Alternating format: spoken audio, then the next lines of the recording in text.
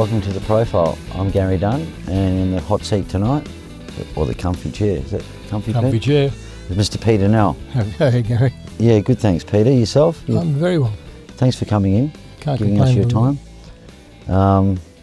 We get a bit of an insight into your history, and I know you've made your mark in Perth. So, where were you born, Pete?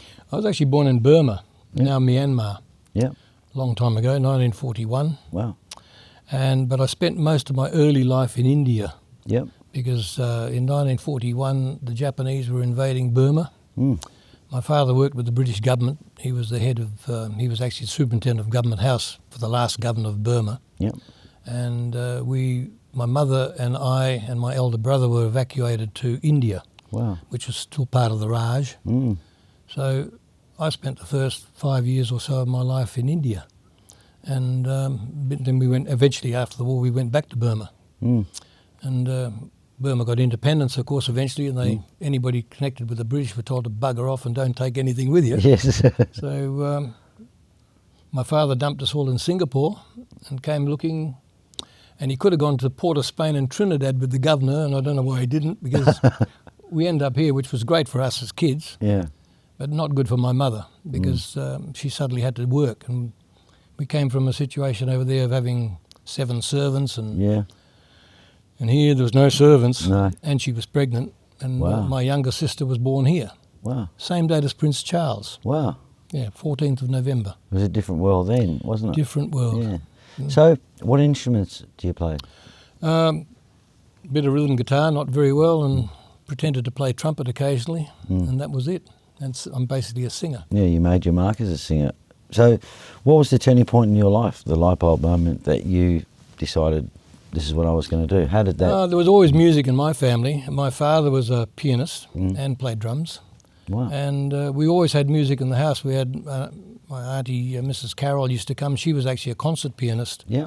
And as badly tuned as our local piano was, she'd get on there and she'd play the Mediterranean Concerto, and we'd sort of sit there, mesmerised. And of course, but there was always music in the house. I mean, that was just the way it was. Yeah. I think you grow into it. I mean, you're hearing music all the time, and the radio's always on. Did you sing along to songs and decide, well, I can sing? Yes, unfortunately for my family, yes, because my mother always reckoned I had what she called a gun throat. Okay. In other words, loud. Loud. So your first band, the Zodiacs, in 1960, that was the year I was born. Yeah, there you go. They became the Tolman. Who was in that band? Well, it used to be Clive Higgins and the Zodiac. Yep. The Clive Higgins and the Zodiac All-Stars. And Clive had come here in 57 from Malaysia, and he was studying, so eventually he wanted to get out of it, so he went. And I'd been making a pest of myself because the band had been playing up at the YAL Hall in Irwin Street, and opposite the old fire brigade there. So I used to get up there and pester him, and I'd get up and start sing a few songs, and that lineup was a different lineup. There was no bass players in those days. Yeah. Brian Pryor on piano, Yeah. reputedly the fastest left-hand boogie in the world. Yeah. Wow. The Guinness Book of Records and all that. But yeah, Chicky Johnson and Peter Fairbrother on sax. Yeah. That was that lineup. Tommy Menzel on drums. But Clive left. We had a dispute with Tommy Menzel's mother, who owned the name. Okay. So the name got changed to the Tolman. Okay. And then, of course, I eventually finished with the Tolman, and Reg Carson took my place in the Tolman. Became Reg in the Tolman. Wow. Yeah, I only met Reg once when I interviewed him, and the next time I went to his funeral. And, unfortunately. A great guy. Great guy. Yeah, had some funny stories. More off-air than on. Yeah. But you couldn't really mention some of them. But so you joined a band called the Lead-Ons. Yep. Peter Jackson was in that band. Peter Jackson, Robert Hull on playing rhythm. Wow. Robert Martin on guitar. Can't remember the drummer, but later on Dave Waters actually played drums in that band. Yeah. We all had blue satin suits. Still no bass player? Yeah, Peter Jackson was the bass player. Oh, Peter was, yeah. There's 2 guitars, bass and drums, and myself out front. I wasn't playing. Yeah. But I'd known Jimmy Lee and Lloyd Abasacra for years. I'd known Lloyd since about 1958. Yeah. And met Jimmy after he came here from Malaysia in '59, and we used to get together in the house and sort of sing and carry on whatever. And I always wanted to be in the band with them. Yeah. So when the opportunity came up, I gave lead-ons notice, which probably didn't go down very well at the time, but I joined the Troupadores. Yeah. You joined the Troupadores. So who was in your lineup? Because you were the front man, and there's so many different members of... Well, when I joined the band, they were on to their second drummer, which was a guy called Johnny Parker. Yep. And he was a non-singing drummer. And John Lemin was the guitarist. Jimmy Lee was playing bass. And Lloyd used to pretend to play piano. He used to vamp on upright piano. There was no electric pianos in those days. Wow. And I was supposed to be trying to learn to play guitar. So John Lemin was supposed to teach me. But on one of our rehearsals, John Lemin and Jimmy got into a big argument. It's not like Jimmy. No, of course not. No. John pulled the pin. Yeah. And then we thought, we're working on the weekend. Yeah. Have to find a guitarist. So grabbed a fill-in guitarist called Dick Habercost, who'd worked with the band. He filled in for the week. They got Rick Selby in. The rest is history, because he became full-time part of the band. That's right. That was it. That lineup lasted until we had a dispute with John Parker, because you weren't allowed to take your girlfriends to private gigs. But he insisted on bringing his girlfriend. So he was given an ultimatum, and so he went, and we got a guy called John Gotch, who was a great little drummer. And there's a photo floating around with him with Reg in the band in the Tolman. Okay. And anyway, we said to John, mate, we're looking for a singing guitarist, a singing drummer. If you can learn to sing, you've got the job. Otherwise, you're on a 3-month, trial. In the meantime, Peter Bull came back, came walking in one night. We were playing at the Oxford Hotel and said, I'd like a job. And of course, then we all got on him and said, well, bloody doing what? So he said, oh, as a singer, we don't need a singer, we've got a singer. Oh, play rhythm, we don't need that. So Jimmy Lee basically said to him, mate, if you can learn to play drums in 3 months, you got the job. You got the job. And we were very, very lucky, because John Gotch helped him learn. Wow. Which was great. Yeah. Okay, so you worked at a place called Anzac House. Where was Anzac House? It was in St George's Terrace. Yeah? Yeah, and it was a big hall, and it became sort of like a stomp come, whatever, a teeny bopper gig. Yeah. Underage, no booze. And prior to that, we were only playing in pubs and the odd private show. Yeah. And it just went crazy. I mean, the crowd, the young kids loved us, and we sort of became famous. Yeah. So what was that scene like? What sort of songs were you playing? Oh, we'd just started doing Beatles stuff. Yeah. So we were singing Beatles, and kids were going nuts. But our pub repertoire in those days was In a Persian Market and Moonglow and Lady of Spain, and I was singing all the Platters stuff as well, and a bit of the Righteous Brothers and whatever was starting. Is that why the harmonies were so all the important? Harmonies, and we were doing a lot of doo-wop. We were doing all that sort of doo-wop stuff. Four Seasons. And your first manager, Peter Mack. Yeah. How important was he to the Troupadores? He was important at that point in time because he introduced us to the younger crowd. He sort of prior to that we were really only known in the pubs. Yeah. But he opened us up to that open market. Yeah. And of course we were getting obviously promotion in the paper and all that sort of thing. So it helped from that point of view. Yeah. Yeah. Great. Because you recorded a single, Big Boat. Eventually, yeah. And that was a hit in Perth? Yeah, it went very well in Perth. Yeah, yeah. I don't think it went very well elsewhere. Oh, it would have sold a few copies, I'm sure. I don't know. So many people came and went from the Troupadores. I mean, you've named a few. Is there more you can think of or remember? And those times? Well, I mean, we've had Dave Skews in the band. We've had, obviously, John Hosson in the band. I mean, obviously, Doug Wilkinson, who's unfortunately gone. Yeah. Peter Anderson obviously has been in and out of the band over a long period of time. Jim Rossiter's been in the band. Yeah. Brenton Fosdyke's been in the band. Yeah. I mean, there's just Gary Howard's been in the band. Just keeps going. Dolly. Dolly. Yeah, Dolly. Yeah. He's been in the band. Ken Walther's been in the band. Yeah, and half of those people we've already interviewed. Yeah, well, that's it. Yeah, it's crazy, isn't it? So the Troupadores become a company. We did. And you start buying nightclubs. Yeah, we started. Tell me about that. Yeah, we were making a lot of money, so we decided to buy a nightclub to start with, and we called it the Troubadour Club. Oh, okay. And it was very successful. Where was that? It was at 538 Hay Street in East Perth, at upstairs, corner of Pierce Street and Hay Street. Yeah. Very, very successful. We thought, yeah, this is pretty good. So we bought another one. We bought what was the original top of the town, which then became Whiskey A Go-Go in Hay Street. Yeah. And then we bought a third club, which was originally called Two Eyes. And we bought it and changed the name to Napoleon's. And so we had three. Wow. And we also had the agency. And at that time, basically, if you were a pop band in Perth, you needed to work for Quill. Quill International. Yeah. And from there, that company spread to Singapore. Jimmy Lee had left the band, went to Singapore, and we had a partner there called Watson Tay, another Chinese guy. Surprise, surprise. Formed a company in Singapore called Quill International. Yeah.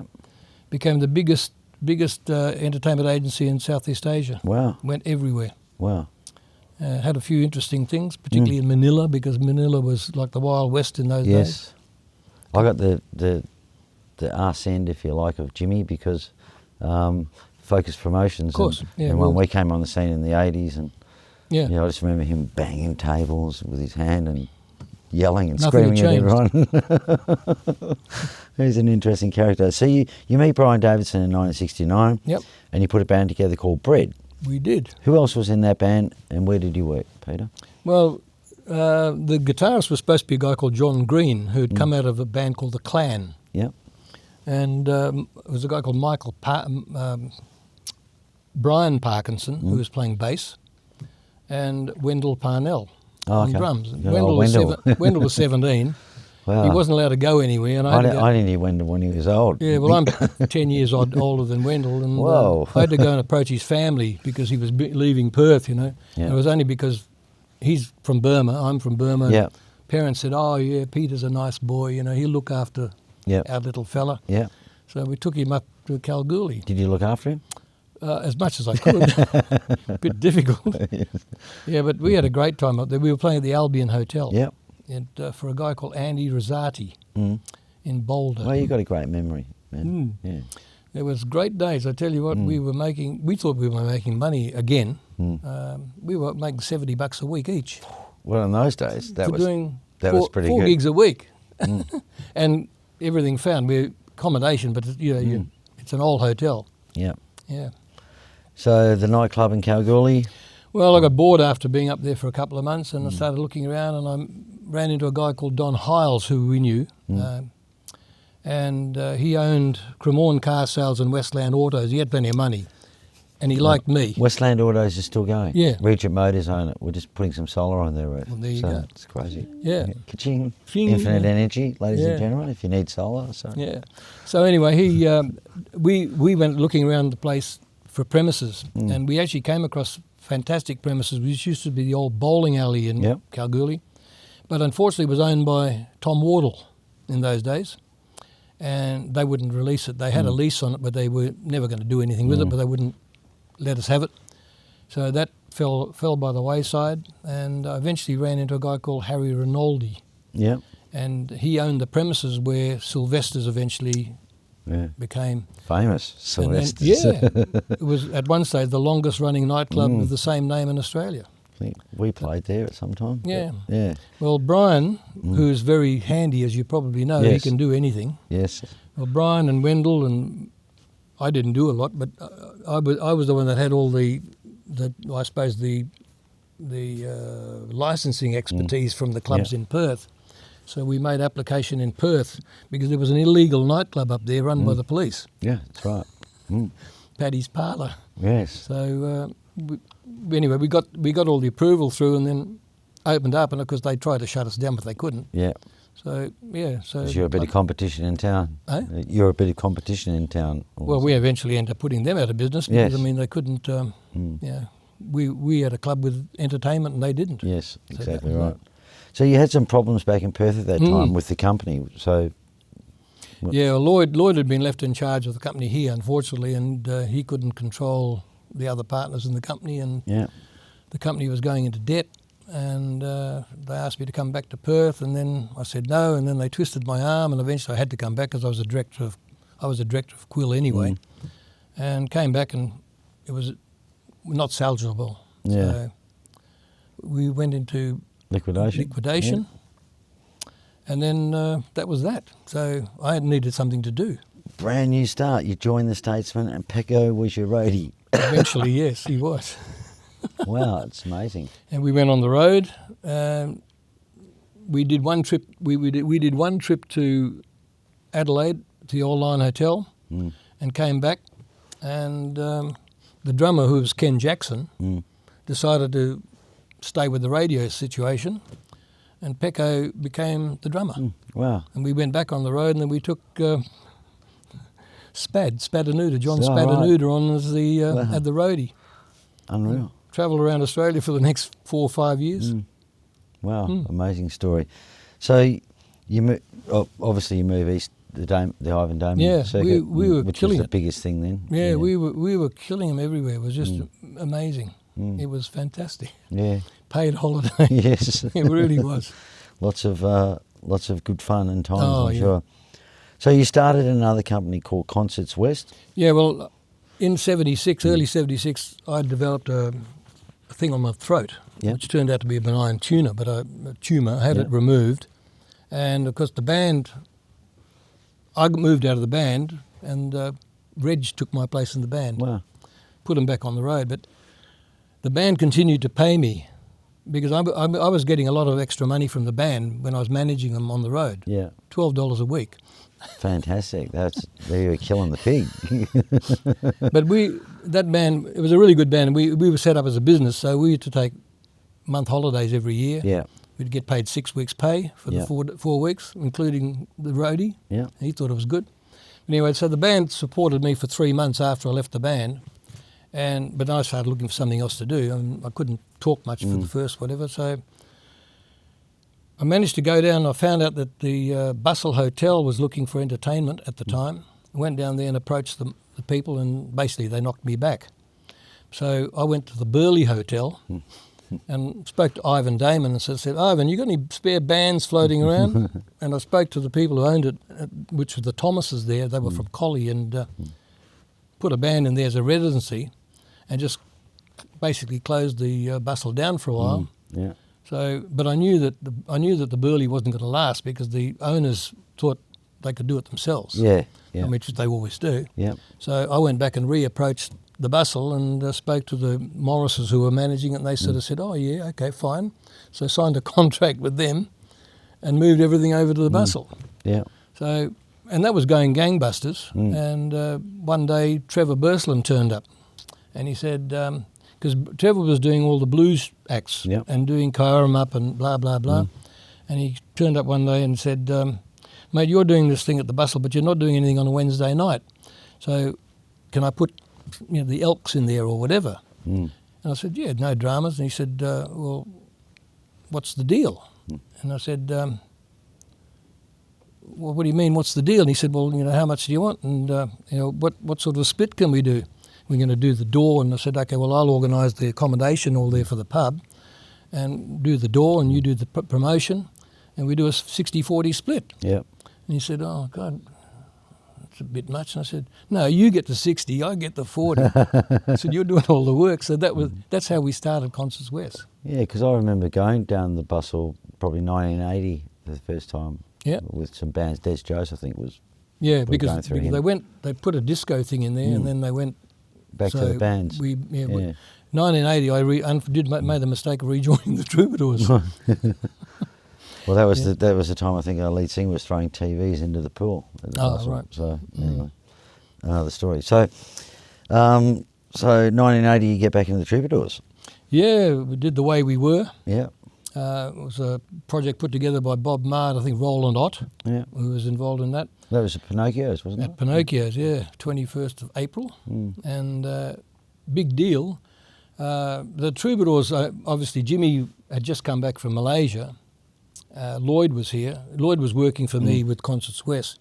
But Peter Bull was the lounge manager of the Old Line Hotel in Adelaide, working for Howie Sangster. And Rick was working with Hoss in a band called Circus on the Gold Coast. So because they had to come from there, we said, well, there's no point in coming for the one gig, because Trevor and I were still doing a bit of a circuit. So we said, take a month off, come down, we'll rehearse for 10 days, get a repertoire together, and we'll do the way we were. But then I'll organise 2 weeks' work. Yeah.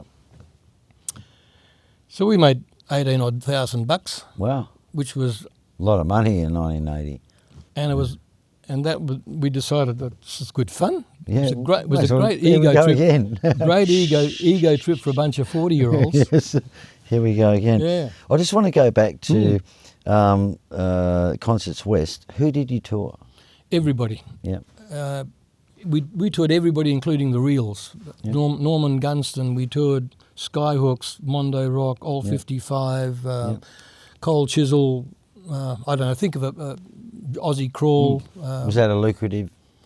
It worked extremely well for us. Yeah. Yeah. I should never have gone back in the Troupadores at that point in time because I was making Trevor Probably and I were more making money. much more money. Yeah, sure. So, how do you think the industry today is compared to back then? Well, it's totally different now. Yeah. I mean, you can't send. Well, you either can't send or people don't bother to send bands on the road like they used to. Yeah. I mean, in the days of the Damon circuit, you know, as you probably know, if you were a good band and you kept your nose clean, You got work everywhere. you'd be booked up 4 years ahead. Yeah, yeah. You know, and you could change members and all that as long as if you were a professional band. Ivan always knew that you were going to maintain the standard. So if you lost it, Where are we playing next week? yeah, Faja? what's happening, Father? Yeah, like we're playing at Southside 6 in Moorabbin, and on Sunday night he rings up. Yeah, Father. Well, you're starting at the Playroom on the Gold Coast on Tuesday night. Yeah, so you'd Yeah. I've heard that story so many times from mate, everyone. so you know? funny. Yeah, yeah. No, he's a great Yeah. guy. Great Yeah. guy. So, what tour would you do today if there was? I'm not What do you too think familiar of with all the local, the current contemporary acts, but if I'd love to tour ABBA. Yeah, yeah. I'd love to tour Queen. Those sorts of acts. yeah. Even now with the tribute thing, I mean, it still works if it's done properly. Yeah.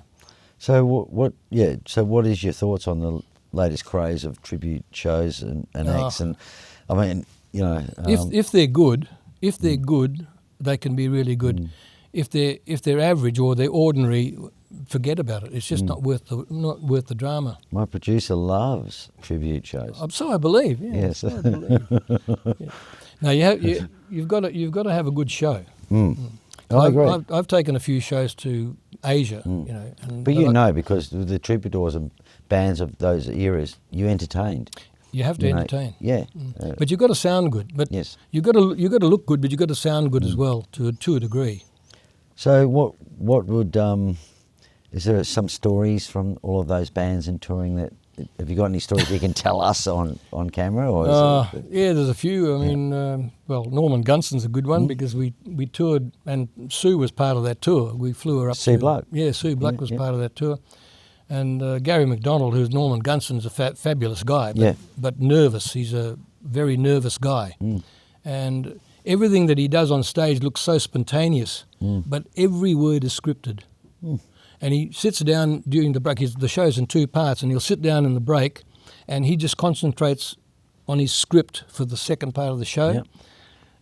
And off stage, the 2 girls, which are Cheetah, who are sisters, Chrissy and Lindsay Hammond. Yeah, I work with Lindsay. Fighting non-stop, Yes. and to the extent where he had to turn around in the middle of a show and tell, after they'd done their show, and tell them, would you 2 cats shut up, sort of thing. And that was incredible. But they had a guy called Brian DeCourcy managing them, and I'm going to talk about him because he tried to pull a fast one on us a couple of times, and the show was brought in Gunston was brought into Perth originally by Stan Bird, John Thornton from Band Booking Centre, Yep. and the deal was they would do the in-town shows, we'd do the out-town shows, which is fine, and he did very well. But Brian DeCourcy attempted to do an extra show because they had a couple of days off, and the show fell over. And of course, Stan and John rang him and said, "Well, okay, as of now, your accommodation at the Parmelia's null and void. You're paying for it yourself because you've breached the contract. So then he's trying to get us to send them up north earlier, which we did. Yeah. But then when he got up there, he's tried to create dramas, I'm not sleeping in a single bed and all this sort of carry on. So he was basically told to, there's the road back to Perth, start walking. So it cost him a bit of money. Yeah, so anyway, we end up doing the 4 shows that we did, two in Headland, 600 people a show, and Karratha, 600 people a show, sold out. And the night before the last show, Mr. DeCourcy comes in and says, do you mind if I talk to you? Come in the room. So I go in, and he's saying, look, we want to be paid all our money before we go on stage. I said, is that right? I said, hang on a minute. So I go next door, get the briefcase, and it's full of cash. In those days, all cash money, full of cash money. I said, put it on the bed, and I said, Brian, see that? You're not getting 1 cent of it, mate. I said, I don't care whether you go on or whether you don't. Start walking. I stitched him back. And Gary was sitting on the bed, and he was absolutely mortified with it all. Yeah. But this guy was always doing things like that. I mean, anyway, show went on, was fantastic. They got paid. Yeah. They got paid back in Perth. Yeah. Just to make sure. But those sorts of things happen. I mean, you heard of a band called Supercharge? Supercharge, yeah. One hit wonder, I think. Yeah, a guy called Albie Monolly. What was the song they had? Yeah, that's right. Albie Monolly was the Get sax up player. and da, yeah. Yeah, they came to Perth, and one of the guys, the organiser from the union, tried to stop them working because back in those days there was no faxes or anything else. Everything was done by telex, and somebody had a typing error. So I got a phone call one day from the guy, and he's saying, I believe you're bringing Supercharge in. I said, yeah. He said, well, they're not playing at this and they're not playing. I said, why not? He said, because it's not on the itinerary. Because, you're supposed to forward the itinerary. Yeah. I said, yeah, well, what's wrong? He said, well, you've got the Floyd Hotel on here, and then there's no... I said, no, it's not the Floyd Hotel, it's the Floriat Hotel. I'm going to stop, all that. So, yeah. Some very... Sue Bluck's father was fantastic. This guy was a nutcase. Yeah. Some really good stories come out of the Floriat Hotel, particularly with a band called V Capri. But we won't go into those stories either. Well, John Boko owned, his family owned the hotel. Yeah, that's right. So who is your earliest influence by a musician or a band? My father, probably. Yep. My father played piano, and he did play a little bit of drums. Yep. And I had an auntie, she was, as I said, she was a concert pianist. She used to come visiting, so there was always music in the house. All my family learned to play piano except me. I was more interested in sport in those days, but I used to try and sing. Yeah. And my brother could sing. He's a good singer. He has a great baritone voice. But did he do anything? Or? He did initially, until he got married. Okay. And that was the end of that. Stopped that. Yeah, that stopped it. But yeah, he's a really good singer. He's got a lovely voice. Yeah. And I thought I could sing when I was young, and I used to sing along, and I can remember going to the Supreme Court Gardens back in the days when they had the carols by candlelight, and watching Jim Smiley singing Ave Maria. Carols by candlelight might not be on this year because of the funding, I believe. So I believe. Sad. Yeah, very sad. They'll get used to it just like us, because we get no funding. We should start a GoFundMe campaign. Maybe that's the only way we're going to... That's probably not a bad idea. That's probably the only way we're going to get any money, I think, to do this. So your favourite band of all time, who would that be? Well, my tastes are different. I mean, I grew up in an area... I mean, my first group that I was really wrapped in was the Platters, their vocal group. The first album, which I've never bought an album in my life because my parents or my brother always kept buying it because he's 5 years older than I am, and he had the money. So... Flying Platters Around the World sort of thing. But I love ABBA. I love Queen. Love the Eagles. Lots and lots of different... a lot of piano music. Charlie Coons, who you've probably never heard about. I've heard of Charlie Coons. K-U-N-Z, yes. Van Cliburn, and that sort of thing. We used to live... That was what was shoved down our throat at home.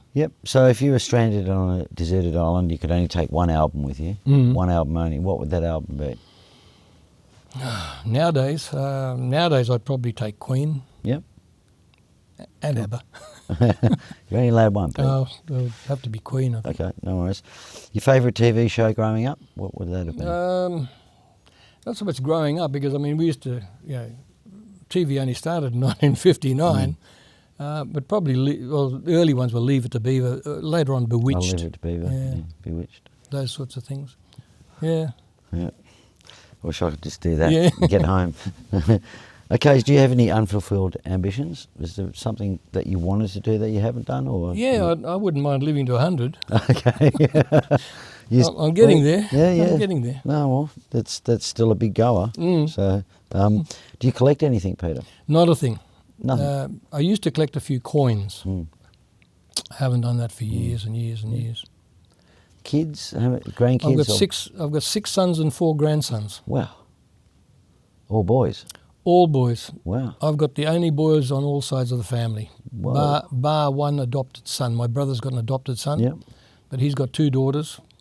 Both my sisters have got daughters, and that's the way it goes. Big family. Yeah. Christmas time must be good for you guys. I don't do Christmas anymore. No? I usually spend Christmas out of the country, but I will be I'll be in here this week. But last year I was in Hong Kong or somewhere. Yeah. But, we try and travel as much as we can. Yep. So Cool. just keep travelling around. Wish I could get to that point. I'm still working. So, what would you put on your gravestone, Peter? Odd question, I know, but I told you I'd last. you're going to get to 100. See, no Maybe. problem. Yeah. And is there anyone that you might have forgotten, or you want to mention anything about anyone? Oh, well. Because I know that it's pretty hard to remember everything, and you've done a great job with all I your don't know. Well, I mean, I think you haven't interviewed Clive yet, have you? Clive Higgins. No. No. Well, Clive was actually the first. Yep.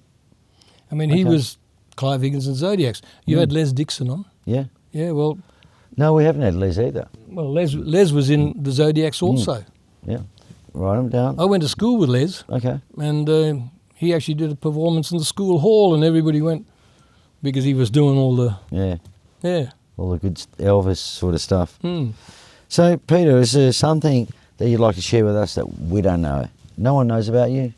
Oh God! You don't have to answer that question. But What do you know about me? You don't know about me. I've been married a couple of times. Or have so. you? Yeah. Well, we didn't know that. Well, it's pretty common knowledge. Yep. No, I don't know. I mean, I think I like travelling. Yep. I've done lots of cruising, so Yep. it's good. Peter, wonderful to have you on the show.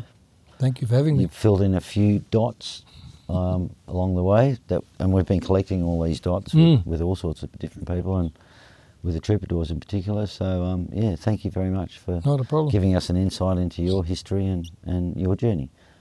Thanks for having us. Yeah, wonderful. That's it for this week. Mr. Peter Nell, we'll see you next time on The Profile. Good night, WA. That is the one and only Mr. Peter Nell with Cara Mia. That's good. Must we say goodbye each time we part? My heart wants to die. Darling, hear my prayer, just to see you there. To the end of, gotta be a mine, gotta be a mine, gotta be a mine, gotta be a mine, gotta be a mine. Must we say goodbye? Each time we part, my heart wants to die.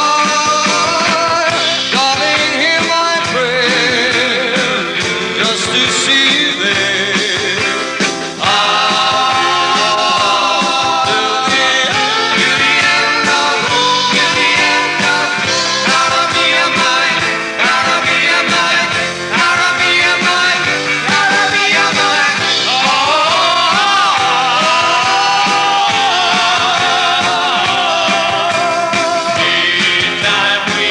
My heart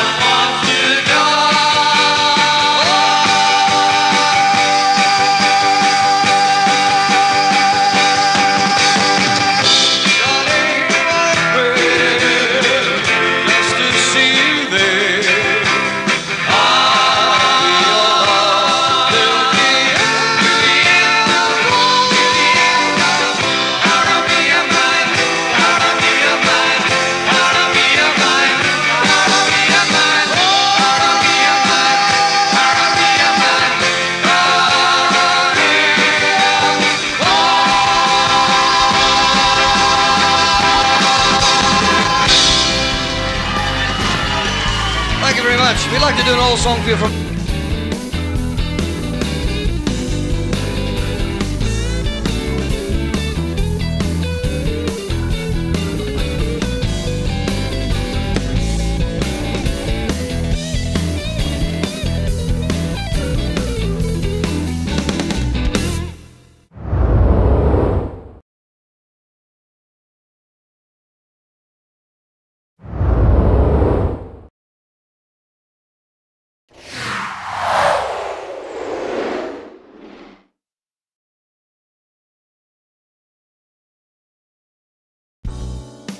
At ProCopy, we can transfer audio to CD, make CD, DVD and Blu-ray copies, transfer video to DVD, Blu-ray or HD, digitise slides and photos and supply custom USBs. You can see more details at procopy.com.au or call us on 089375 3902 for more information.